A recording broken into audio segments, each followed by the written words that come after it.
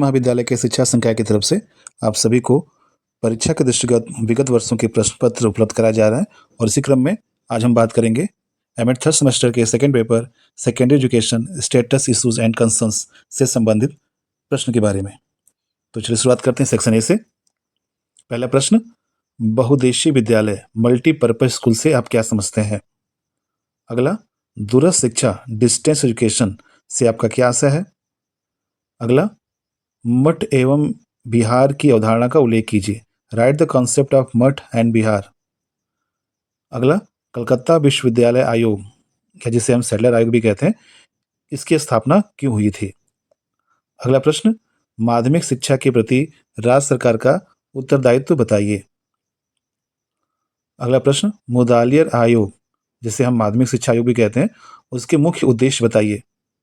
अगला प्रश्न, जवाहर नवोदय विद्यालय के उद्देश्यों का उल्लेख कीजिए। अगला प्रश्न, केंद्रीय विद्यालयों की स्थापना क्यों हुई थी? अगला, राष्ट्रीय माध्यमिक शिक्षा अभियान रमसा के लक्ष्य क्या है? और अंतिम प्रश्न, जापान में माध्यमिक शिक्षा की संरचना बताइए। बढ़ते हैं अगले सेक्शन की तरफ, सेक्शन बी में। पहला प्रश्न, यूएसए एवं यूके के माध्यमिक शिक्षा पद्धति में अंतर लिखिए या यूके एवं भारतीय माध्यमिक शिक्षा पद्धति में अंतर बताइए।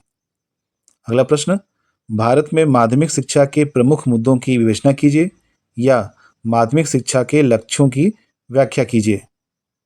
अगला प्रश्न, स्वतंत्रता के पश्चात भारत में माध्यमिक शिक्षा की स्थिति की विवेचना कीजिए या उत्तर प्रदेश में माध्यमिक शिक्षा की गुणवत्ता का आलोचनात्मक परीक्षण कीजिए। अगला प्रश्न, मुक्त विद्यालय पद्धति ओपन स्कूल सिस्टम के गुण और दोष की विवेचना कीजिए या राष्ट्रीय शैक्षिक अनुसंधान एवं प्रशिक्षण परिषद जिसे एनसीईआरटी कहते हैं, उसके उद्देश्य एवं कार्यों को लिखिए।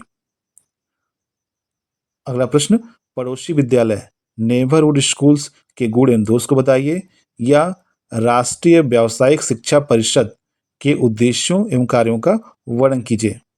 बढ़ते हैं अगले सेक्शन की तरफ, सेक्शन सी, जो दीर्घोत्तरीय प्रश्न संबंधित है, जिसमें अगला प्रश्न है, भारत की शिक्षा नीतियों में माध्यमिक शिक्षा हेतु प्रावधान एवं उनके प्रभाव का परीक्षण कीजिए। अगला प्रश्न, माध्यमिक शिक्षा हेतु कोठारी शिक्षा आयोग जिसे राष्ट्रीय शिक्षा आयोग कहा जाता है, जिसकी स्थापना 1964 में हुई थी, के प्रावधानों एवं सुझावों की विवेचना कीजिए।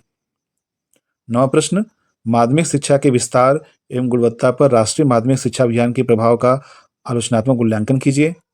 अगला प्रश्न, सार्वजनिक निजी साझेदारी प्रतिमान क्या है एवं इसके लक्ष्य एवं शिक्षा पर इसके प्रभाव का परीक्षण कीजिए। तो ये था एमएड थर्ड सेमेस्टर का द्वितीय प्रश्न पत्र जो माध्यमिक शिक्षा से संबंधित था।